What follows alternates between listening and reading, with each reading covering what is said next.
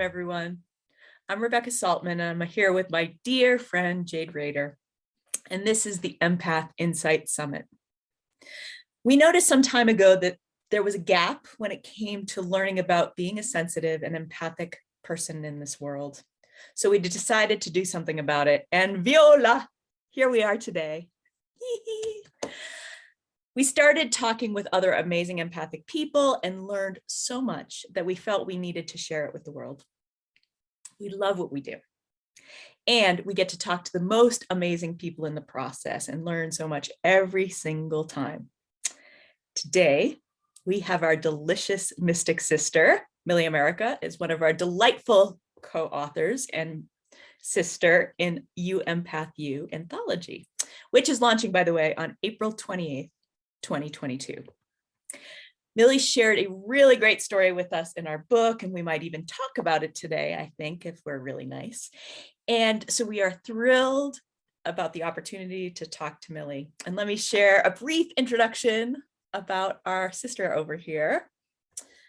Millie America is a story tender, writer, metaphysical facilitator, authenticity mentor, intuitive empath, and multidimensional healer, helping others navigate the muck of daily life to reach their own inner beauty and strength. Just like the lotus flower, we all have the willingness and determination to be the best version of ourselves while birthing in the darkest moments. Sometimes we need a little help, and Millie is a loving cheerleader, I can attest to this, helping us connect with our ancestors and one another, so we recognize that we are never alone on this journey. Welcome, Millie. Hello, darlings. I'm so glad to be here. Thank you. I'm so happy that you're here. Jade, hey, are you ready to get us started? Absolutely, I am. Millie, what do you do and how'd you get started doing it? I'm an empath. Funny thing, you wrote a book about it. I do intuitive readings, and I also do, I see dead people. That's the short end of the, people ask me, what do you do as a metaphysical facilitator? See dead people. I talk to dead people.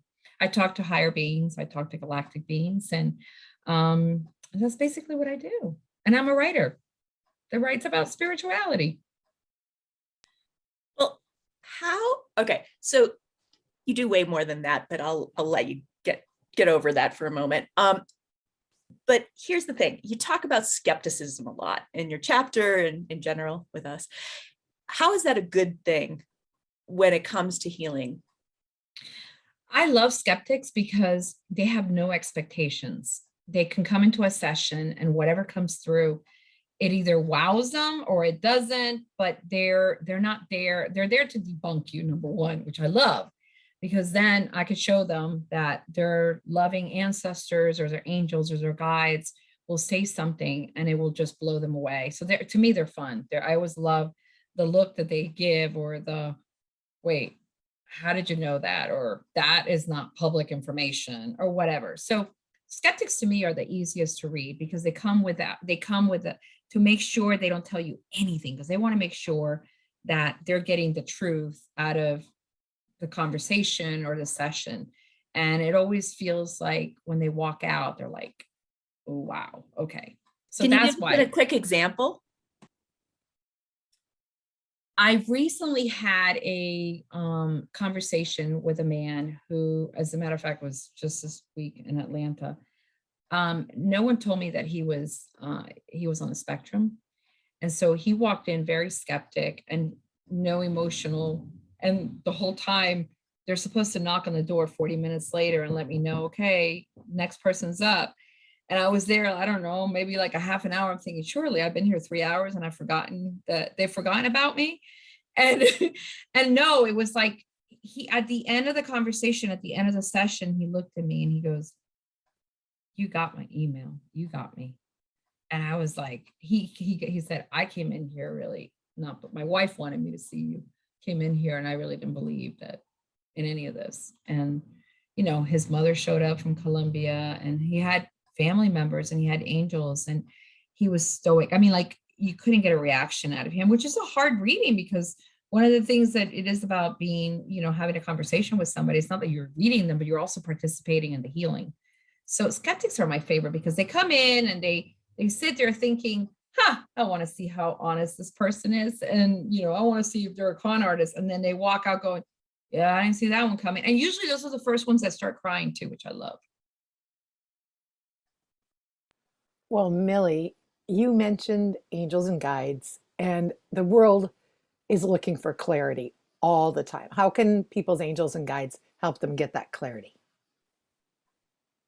Well, I always say that when I'm in a reading or when I'm speaking to anybody that comes, that asks me questions, I will never give anyone a message that their higher selves or their angels are not willing for them to hear. So I'm not there to like rock the boat. I ask in every session, I ask their higher selves, their guides and their angels, which are always around us, which are always guiding us.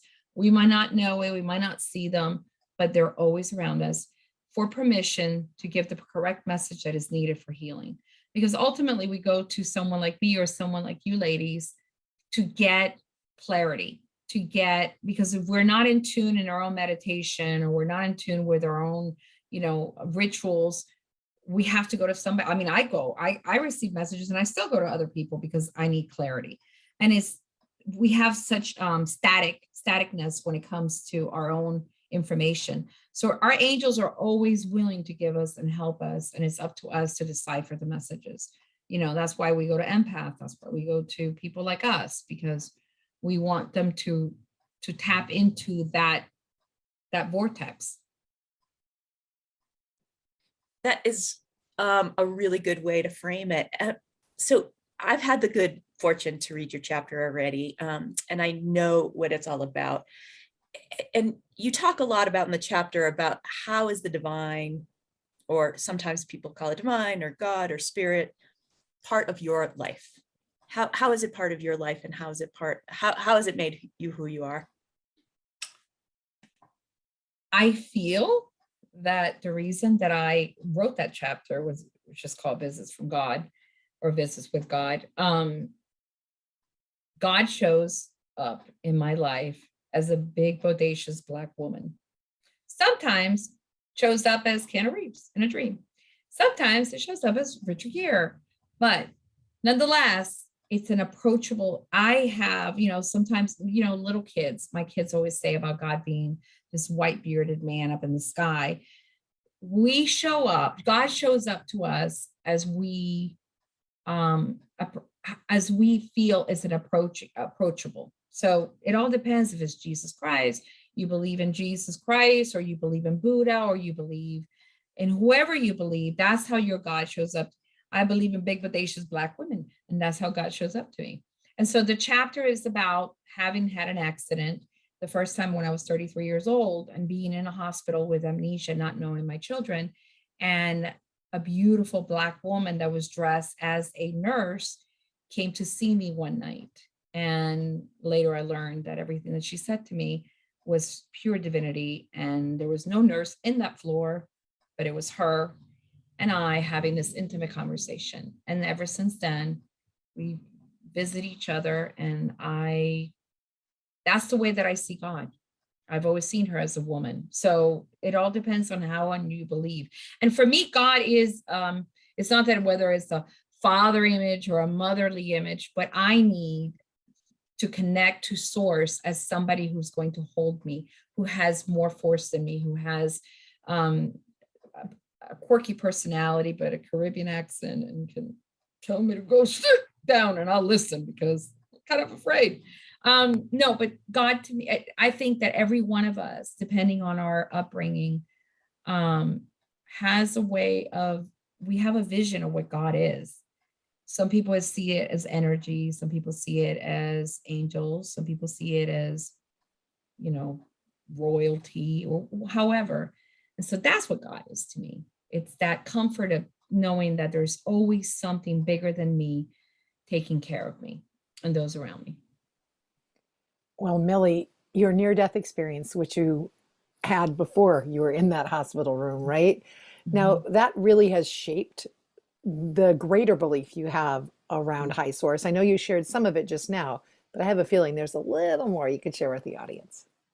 Well, it was not just that near death experience. I mean, not just that one. I had another one almost, 10 years or 12 years later, where I actually died in the hospital in the ER. And when I did leave my body, I went to another realm. And I didn't see God as a woman. I felt God as energy source. And it was the most beautiful presence of wholeness without fear. It was the embodiment of love.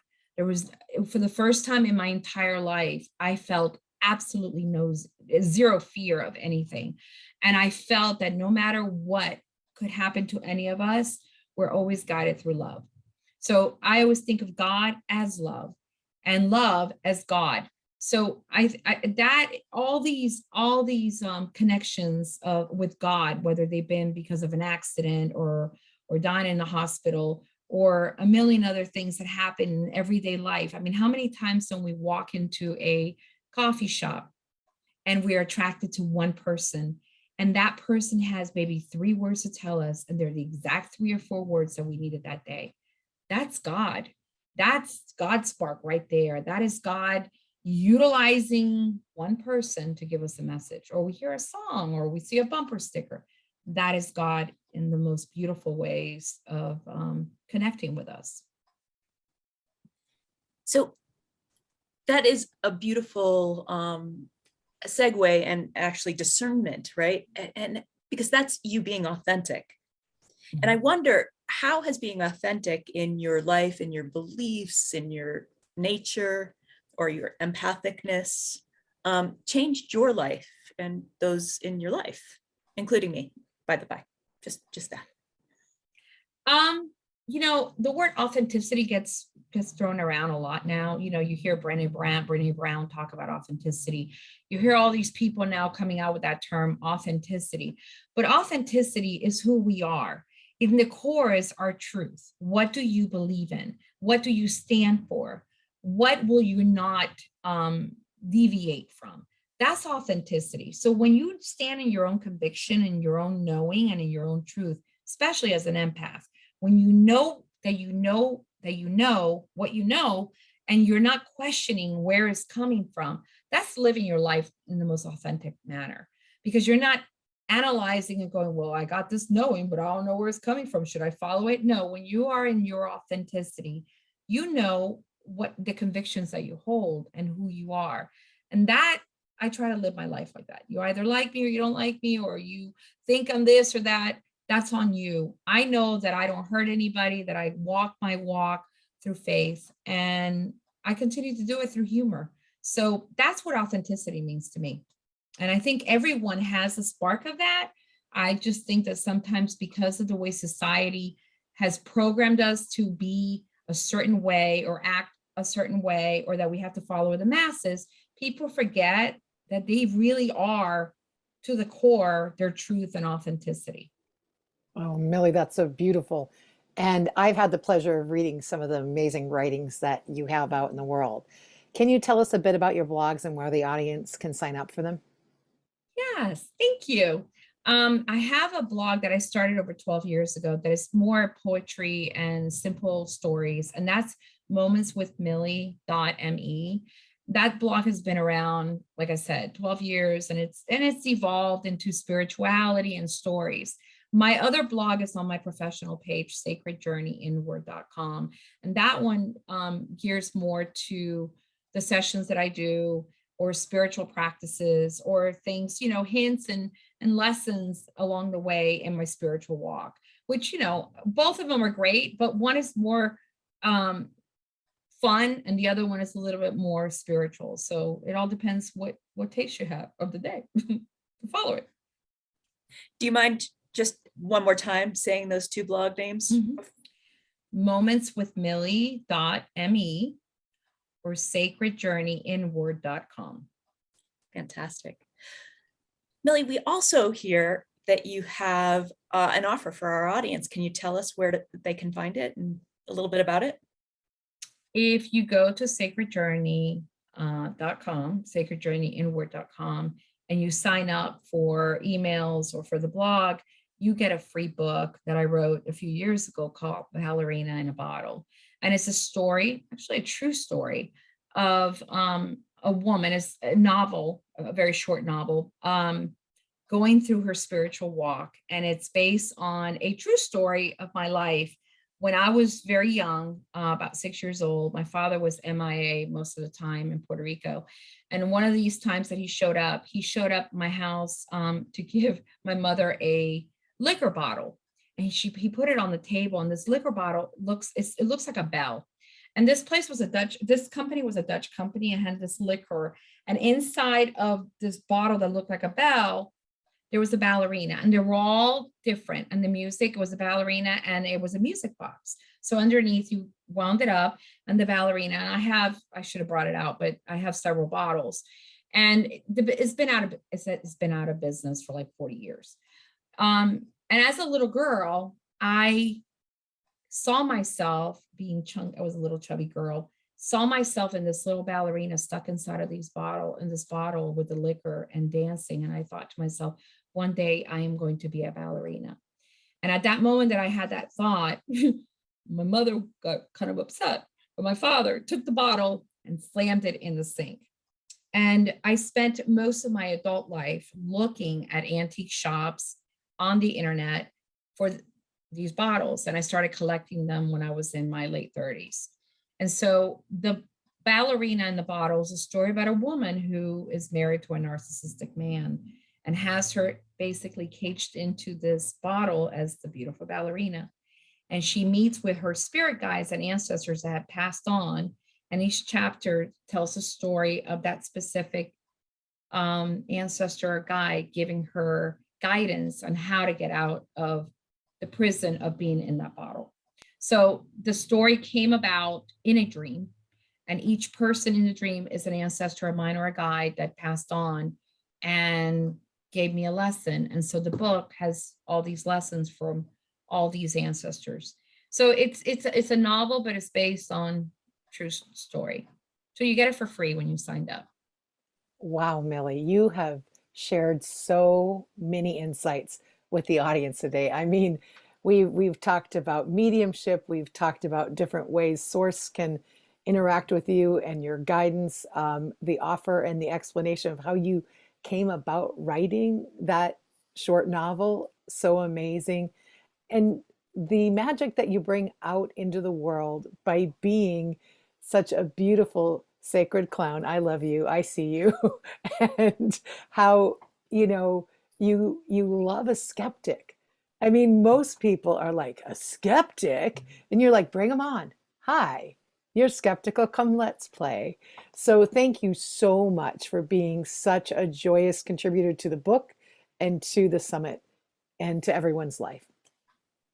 Ladies, it's been a joy. You guys have made the process so simple and so beautiful. And I speak for myself and for some of the authors that are co-authors that are also friends of mine. This has been such a lovely experience. Thank you for giving us the opportunity to share our own stories and to really help others see that they are not alone in their journey, especially in spirituality, and that they're not these oddballs that are going to be rejected if they come out of the spiritual closet. So thank you for what you guys have done. Oh, you're so welcome. And we're so grateful that you and the other authors are in our anthology called You, the letter like university, empath, EMPATHYOU, because the You Empath You book is going live on the 28th of April as a 99-cent Kindle version. And we really want to get this word out into the world, get all of these stories out in the world to really support people, to know that there are other people like them, that there are resources for them. Many of the authors give tips in the book. And because you're a Summit viewer, you're getting our e-tip book. And there are a number of practices in there to help everyone. And I want to give you an idea. So to help us out and make sure you get it on launch day, grab your electronic, whatever one you are, doesn't matter, go to your calendar and set a reminder and make it have at least one, maybe two alarms, because you know how life is busy. and put it in on April 28th, 2022. I'd advise you to put it in the morning so that you make sure you get the book that day, you get the 99 cent, and wait for it. Where to find the easiest way to find the book and where to find the bonuses that you're going to get when you buy that book is at our website, which is the letter U, empath, EMPATHYOU, book, BOOK.com, and at the uempathubook.com. After you've purchased your book on Amazon, come back to the site, put in your receipt number, and you will get the dozens of bonuses from our authors and our partners to celebrate you for being part of that launch day, helping us bring this work and word and support out into the world for the other empathic people. Remember, the date is April 28th, 2022. Watch the other summits, get more insight for your own life.